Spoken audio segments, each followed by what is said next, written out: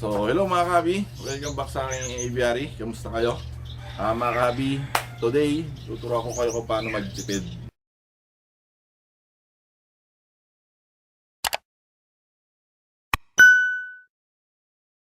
So mga kabi, kung naaalala nyo, meron tayong previous vlog video mga kabi na kung saan pinakita ko sa inyo kung anong ginagawa ko since wala na akong seed blower mga kabi.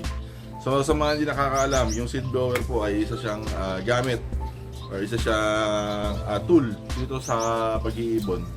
Kung saan pinaghihiwalay niya yung mga nabalatan na dun sa hindi pa nababalatan na seeds. Okay?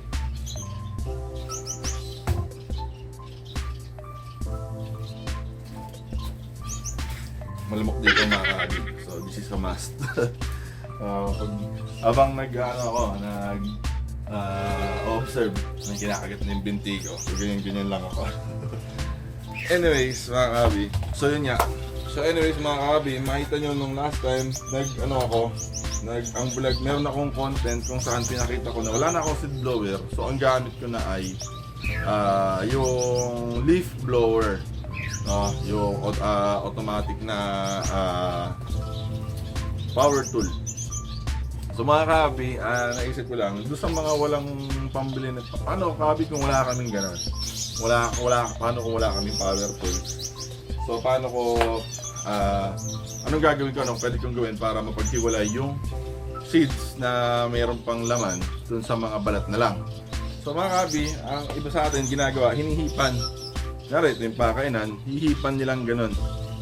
Hihipan mo, that way, no, pagkabuga mo ng ihip mo, maghihiwalay na yon, no? So mga kabi, ang kagandahan sa kanya, wala kang gagastusin, siyempre.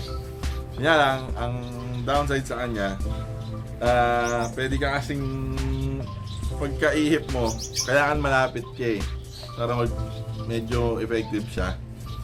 Ang downside niya, yung minsan yung mga napagtalupan na, pwedeng pumunta sa mata mo. So pwede kang ma-irritate yung mata mo, no? Pwedeng 1 hour, hindi ka makapagtrabaho, ang sakit ng mata mo, try mo siyang alisin.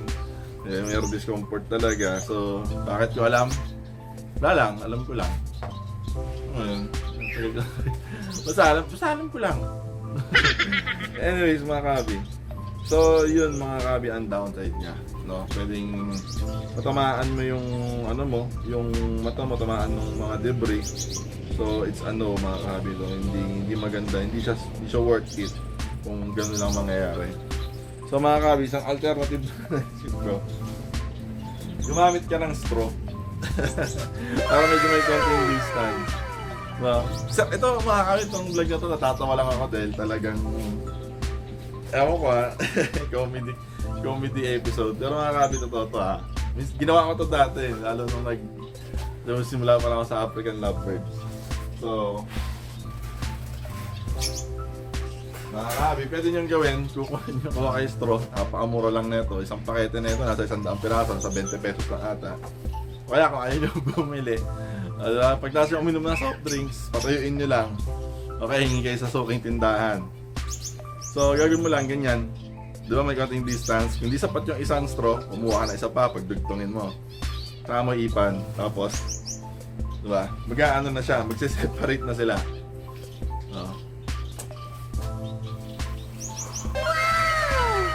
Effective, diba?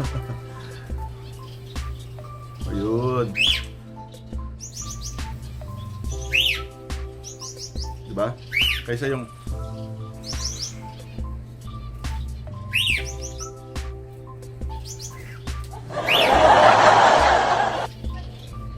so yun mga kabi, para makatipid, no? Kuha ang straw.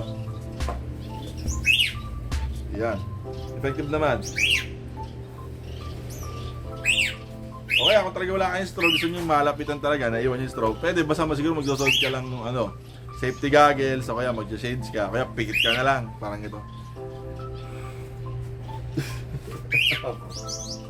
Awkward.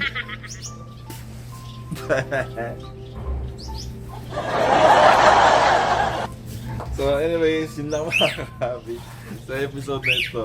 So, ewan ko kung basura content ba to, So, hindi na mga kapatawa ko lang kayo. Pero in all seriousness, Ginawa ko to dati. As in. So, keep on blowing. Iyon. So mga kabi, kung gusto nyo tong video na to, please hit that like button mga kabi. Subscribe kung di ka pa nakasubscribe. Comment down below anong thoughts nyo dito sa ginawa ko nito. Comment down below, shout out, comment lang. Saka kung meron kayong gustong i-share na pwede pa silang makatipid regarding sa pag-seedlaw. Wala kayong seedlaw, pero paano nyo pag-ihiwalayin yung mga tinalupan sa hindi. No? So, I guess yun lang. So, sana sa susunod na content natin mga kabi ay mas makabuluhan na. Mas may sense na susunod nating vlog. So, nasira kasi yung cellphone ko mga kabi. No? Nasira yung cellphone ko. Yung cellphone ko lang ito ng bablog ko kasi very compact siya, tapos very easy. So, ano lang, point and shoot lang, di ba? Tapos video na. So, nasira yung cellphone ko, so bear with me habang hindi pa ako nakakabili ng replacement. So, I guess yun lang. Kaya lagi ko sinasabi mga kabi, ingat lagi, God bless, and happy bird keeping.